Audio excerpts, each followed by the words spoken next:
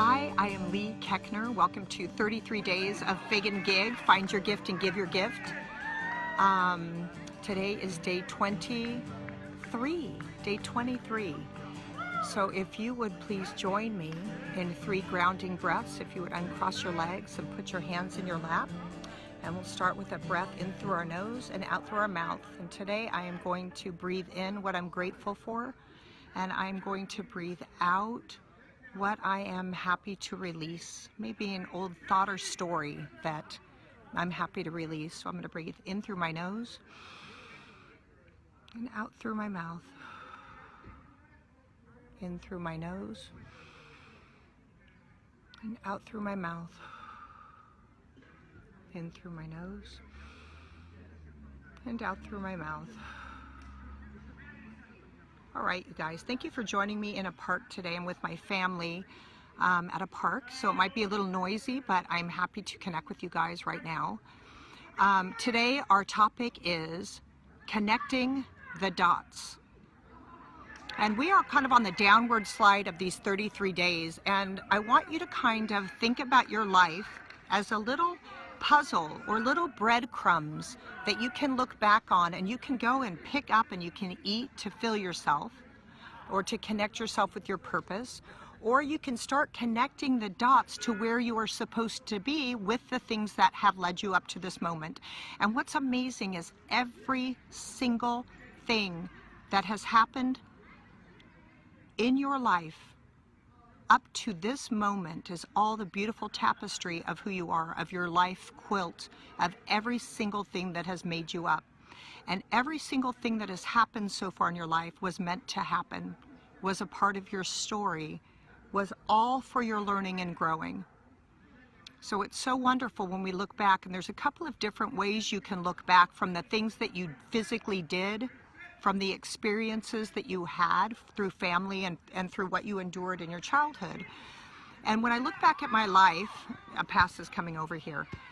When I look back at my life and I start to connect the dots, I see that I was from a big family of 6 and I was in the middle.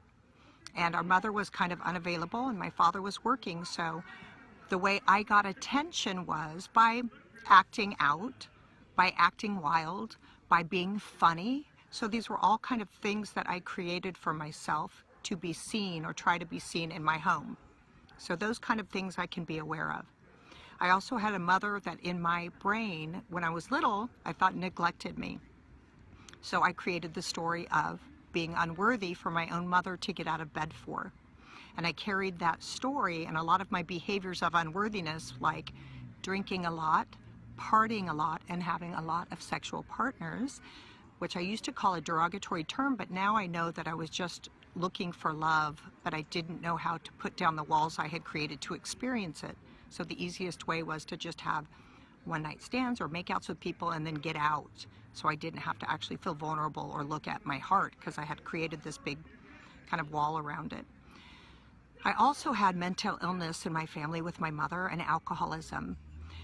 So as I see all of these life experiences that I was privy to experiencing and looking at and learning from, it's kind of like I feel like if we have a shelf and we have our experiences, and one is a book. I learned about alcoholism, the devastation of it, and how it disconnects you from yourself and your family, and how other people suffer from it. My mother is a recovered alcoholic, and then later was addicted to different pills. But I got to learn about alcoholism from her and how if you are not on top of your life, something like substance abuse can take over and derail you. So I feel honored that I got to be a part of learning about that, because I found that every single thing I've learned about are in my toolbox to help other people now. So all of the things that I thought were bad and heartaches were actually wonderful lessons of learning I was getting in my life. So I have the alcoholism, my son struggled a lot and we had to send him to a therapeutic boarding school, and I had to learn a whole new way of parenting, and he had to learn how to stand up and become who he was supposed to become without me trying to do everything for him. So that was another book I got to put on my shelf. And overcoming drinking or being hard on myself or abusing my body or being promiscuous are all chapters or books I get to have on my shelf. So as I am connecting the dots of I liked attention. I used humor. I was the first female president of my elementary school, John Deemer Elementary School. I was crowned the queen of my mall. When I was in 4th grade, I was Miss Junior Overland Park. So as I was trying to navigate all of these things in my home of not feeling seen or heard, or a mother who was in bed and a father who spanked too hard and was working a lot, I can look back and seeing that I was persevering anyway, or despite of. I was still achieving things and doing things, which looking back now and connecting the dots, I thought, wow, I always had gumption or chutzpah, I think the Yiddish term, or I always had, despite of what was happening around me, I was still always moving forward and seeking happiness. I was class clown. I was in trouble all the time for talking. I loved attention. It's like all of these things, when you can start to see the connecting the dots that I was creating and working at. And then I did improv when I got older.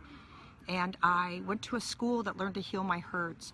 And all of these dots, from the heartache to the happiness. And also, I almost died having my first child, and they removed my uterus. And I used surrogates to have my other embryos to grow my embryos in. And a girl from Kansas with a husband that doesn't have a steady job, it was a really shaky road and something I never thought I would be involved in. But I learned so much about surrender. Like, your baby is the thing that you think is the only thing you want to protect, or that you can protect, or that you try to protect in your life. And literally, I had to just give it to another person to raise for 6, 9 months, 10 months. And the surrender in that, I had to learn that I'm really in charge of nothing, and that all I can do is make self-honoring choices for myself and react or not react to the world and show up in love. So it's like, even having my uterus taken out, even almost dying, finding the preciousness of life, and that other people would give their body to help me have my family.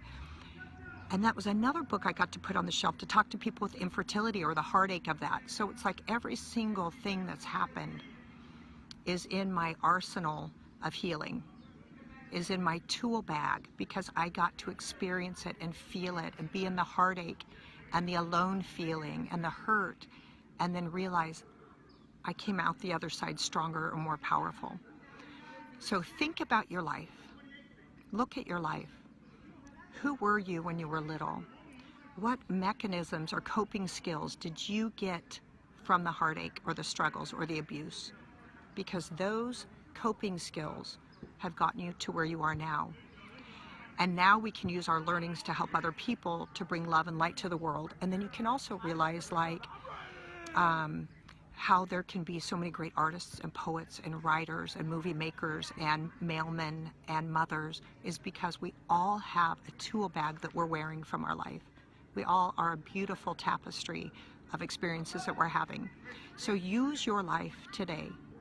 Think about your life on this special day, to reflect back, to connect the dots, to acknowledge the work that you've done. And it really is empowering to start going, wow, the alcoholism, the near-death experience, the sending my kid to a boarding school were all beautiful gifts I was given to learn and to grow. And because I got the lessons that they were here to teach me, I'm a powerful teacher, because I'm not just writing books or whatever, I'm sharing from my heart, from my learnings, and the tools that I know can make a difference and to be happy. So congratulations on your life. Congratulations on the heartache you've experienced. Let them enrich you. Let them guide you. Let them teach you. So today I just say, even if you want to get like a little piece of paper or in your journal and write a little circle dot, circle dot, circle dot, put like 25 circle dots on one page in your journal. And then you can write, first girl president, mother wouldn't get out of bed, class clown, and start writing promiscuous, drinking too much. You know, start writing down all the things and connect the dots, because each experience is part of the gift of what you can bring to the world. Our lives are freaking amazing, the heartache and the happiness. Today I'm grateful for all of it. And I'm grateful for you guys for tuning in. And my quote today is, as I connect the dots of my life, I see what a powerful being I am. I love you guys so much. Thank you for tuning in, and have really an incredibly beautiful day. I'll see you tomorrow on day 24.